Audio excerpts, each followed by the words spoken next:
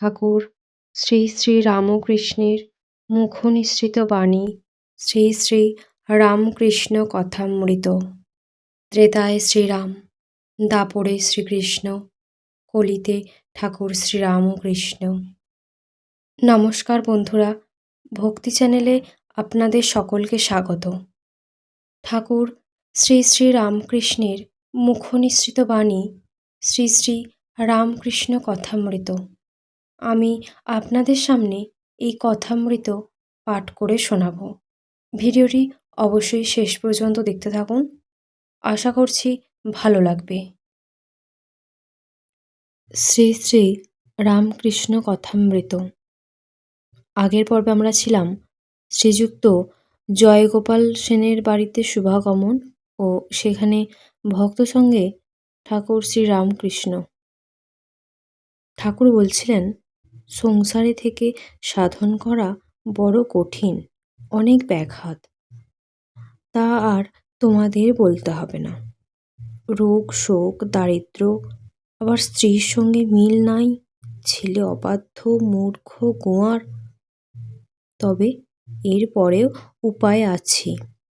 মাঝে মাঝে নির্জনে গিয়ে তাকে প্রার্থনা করতে হয়। প্রতিবেশী জিজ্ঞাসা করছেন, বাড়ি থেকে বেরিয়ে যেতে হবে? ঠাকুর বলছেন, একেবারে নয়। যখন অবসর পাবে কোনো নির্জন স্থানে গিয়ে একদিন দুদিন থাকবে, যেন সংসারের সঙ্গে কোনো সম্বন্ধ না থাকে, যেন কোনো বিষয়ী লোকদের সঙ্গে সাংসারিক বিষয়ে কোনো সম্বন্ধ না থাকে। হয় নির্জনে বাস, নয় সাধু সঙ্গ। এক প্রতিবেশী ঠাকুরকে জিজ্ঞাসা করছেন, সাধু চিনব কেমন করে? শ্রীরামকৃষ্ণ বলছেন, যাঁর মন প্রাণ অন্তরাত্মা ঈশ্বরে গত হয়েছে তিনিই সাধু। যিনি কামিনী কাঞ্চন ত্যাগী তিনিই সাধু। যিনি সাধু তিনি স্ত্রীলোককে ঐহিক চক্ষে দেখেন না, সর্বদাই তাদের অন্তরে থাকেন। যদি স্ত্রীলোকের কাছে আসেন, তাকে মাতৃবৎ দেখেন ও পূজা করেন। সাধু সর্বদা ঈশ্বর চিন্তা করেন। ঈশ্বরীয় কথা বই অন্য কথা কন না, আর সর্বভূতে ঈশ্বর আছেন জেনে তাদের সেবা করেন। মোটামুটি এইগুলোই সাধুর লক্ষণ। এক প্রতিবেশী ঠাকুরকে বলছেন, নির্জনে কি বরাবর থাকতে হবে? ঠাকুর বলছেন, ফুটপাতের গাছ দেখেছ? যতদিন চারা ততদিন চারিদিকে বেড়া দিতে হয়, না হলে তো ছাগল গরুতে খেয়ে ফেলবে। গাছের গুঁড়ি মোটা হলে আর বেড়ার দরকার নাই। তখন যদি হাতি বেঁধে রাখো, তাও গাছ ভাঙবে না। গুঁড়ি যদি করে নিতে পারো একবার, আর ভাবনা কি, ভয় কি? বিবেক লাভ করবার চেষ্টা করো আগে। তেল মেখে কাঁঠাল ভাঙো, আর হাতে আঠা জড়াবে না। অন্য এক প্রতিবেশী বলছেন, বিবেক কাহাকে বলে? শ্রীরামকৃষ্ণ বলছেন, ঈশ্বর সৎ আর সব অসৎ, এই বিচার। সৎ মানে নিত্য, অসৎ অনিত্য। যার বিবেক হয়েছে সে জানে ঈশ্বরই বস্তু আর সব অবস্তু। বিবেক উদয় হলে ঈশ্বরকে জানবার ইচ্ছা হয়। অসৎকে ভালোবাসলে যেমন দেহসুখ, লোকমান্য, টাকা, এইসব ভালোবাসলে ঈশ্বর যিনি সৎস্বরূপ তাকে জানতে ইচ্ছা হয় না। সৎ সৎ বিচার এলে তবে ঈশ্বরকে খুঁজতে ইচ্ছা করে। তাহলে একটা গান শোনো।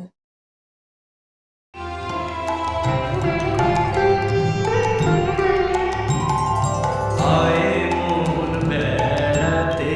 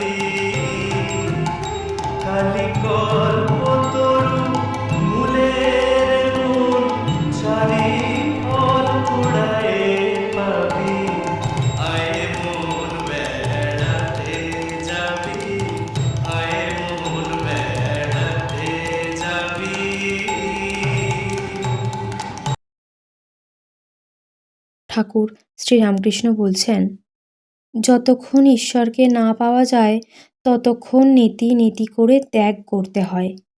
তাঁকে যারা পেয়েছে তারা জানে যে তিনিই সব হয়েছেন। ঈশ্বর, মায়া, জীবজগৎ। তখন বোধ হয় জীবজগৎ শুদ্ধ তিনি। যদি একটা বেলের খোলা শাঁস বিচি আলাদা করা যায়, আর একজন যদি বলে বেলটা কত ওজনের ছিল দেখো তো, তুমি খোলা বিচি ফেলে শাঁসটা কেবল ওজন করবে, না ওজন করতে হলে খোলা বিচি সমস্ত ধরতে হবে? ধরলে তবে বলতে পারবে বেলটা এত ওজনের ছিল। খোলাটা যেন জগৎ, জীবগুলি যেন বিচি। বিচারের সময় জীব আর জগৎকে অনাত্মা বলেছিলে, অবস্তু বলেছিলে। বিচার করবার সময় শ্বাসকেই সার, খোলা আর বিচিকে অসার বলে বোধ হয়। বিচার হয়ে গেলে সমস্ত জড়িয়ে এক বলে বোধ হয়, আর বোধ হয় যে সত্তাতে শ্বাস, সেই সত্তা দিয়েই বেলের খোলা আর বিচি হয়েছে। বেল বুঝতে গেলে সব বুঝিয়ে যাবে। অনুলোম বিলোম, ঘোলেরই মাখন, মাখনেরই ঘোল।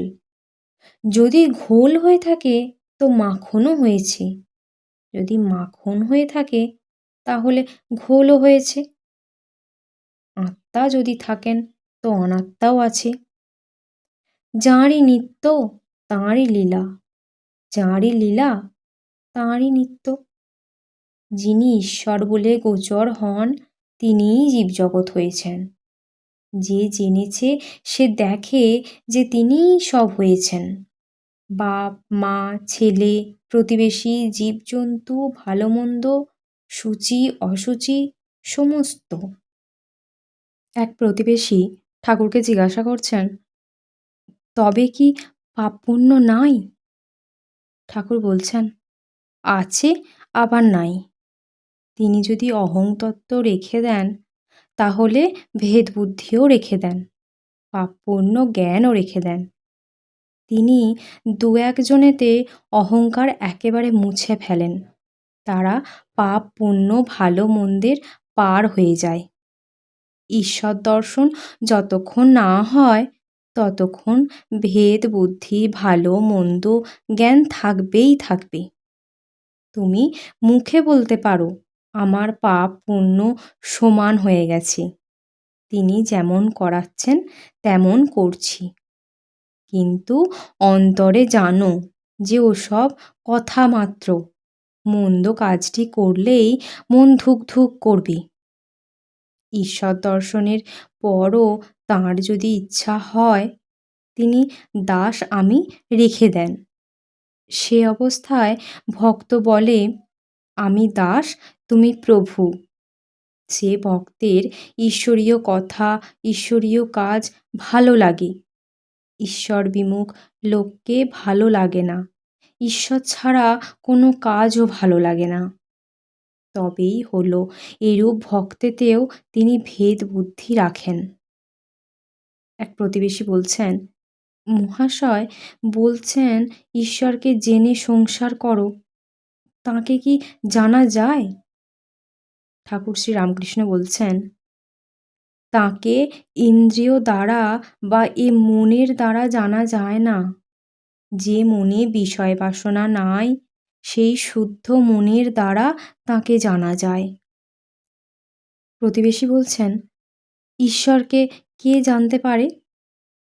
শ্রীরামকৃষ্ণ বলছেন, ঠিক কে জানবে? আমাদের যতটুকু দরকার ততটুকু হলেই হলো। আমাদের এক পাতকুয়া জলের কি দরকার? এক ঘটি হলেই হলো। চিনির পাহাড়ের কাছে একটা পিঁপড়ে গিয়েছিল, তার সব পাহাড়টার কি দরকার? দু একটা দানা হলেই হেউ ঢেউ হয়। প্রতিবেশী বলছেন, আমাদের যে বিকার তাতে এক ঘটি জলে হয় কই? ইচ্ছা করে ঈশ্বরকে সব বুঝে ফেলি। ঠাকুর বলছেন, তা বটে, কিন্তু বিকারেরও ঔষধ আছে। প্রতিবেশী বলছেন, মহাশয় কি ঔষধ? ঠাকুর বলছেন, সাধু সঙ্গ, তাঁর নাম গুণগান, তাঁকে সর্বদা প্রার্থনা। আমি বলেছিলাম, মা আমি জ্ঞান চাই না, এই নাও তোমার জ্ঞান, এই নাও তোমার অজ্ঞান। মা আমায় তোমার পাদপদ্মে কেবল শুদ্ধা ভক্তি দাও, আর আমি কিছুই চাই না। ঠাকুর বলছেন, যেমন রোগ তার তেমনই ঔষধ। গীতায় তিনি বলেছেন, হে অর্জুন, তুমি আমার শরণ লও, তোমাকে সব রকম পাপ থেকে আমি মুক্ত করব।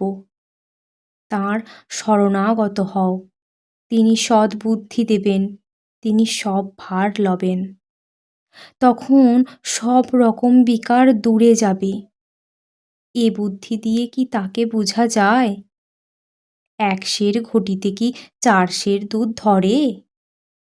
আর তিনি না বোঝালে কি বোঝা যায়?